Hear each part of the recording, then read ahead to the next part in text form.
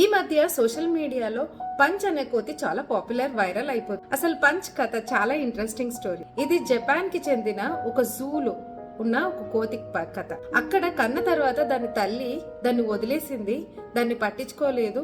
మిగతా కోతులు కూడా దాన్ని కొట్టి దాన్ని తరిమేశాయి. అప్పుడు ఆ జూ కీపర్లు పాపం అనిపించి జాలిపడి దానికి ఒక బొమ్మ ఇచ్చారు, ఒక సాఫ్ట్ టాయ్ కోతినిచ్చారు. అప్పటి నుంచి అది ఆ సాఫ్ట్ టాయ్ తోనే తిరగడం మొదలు పెట్టేసి ఎక్కడికి వెళ్ళినా వెంట దాన్ని తీసుకెళ్లేది. దానికి భయం అనిపించినప్పుడు దాని కిందనే తలదాచుకునేది, దానికి నిద్ర వచ్చినప్పుడు దాని మీదనే పడుకునేది. సో పంచ్ అనేది ఒక బాధాకరమైన స్టోరీ అయితే కాదండి, ఎందుకంటే ఇది మనందరి స్టోరీ. లైఫ్ లో ప్రపంచమంతా మనది కాకపోవచ్చు, కానీ మనది ఏదైతే అవుతుందో దాని మీద మనం ఫోకస్ చేసి దాంతో హ్యాపీగా ఉండాలని పంచ్ మనకి నేర్పిస్తాం. సో ఇది వైరల్ అయిపోయి ఎంతో మంది ఆ జూకి వెళ్ళడం జరిగింది, ఎంతో మంది ఫోటోలు తీసుకుంటున్నారు, వీడియోలు తీసుకుంటున్నారు పంచ్ కోతి.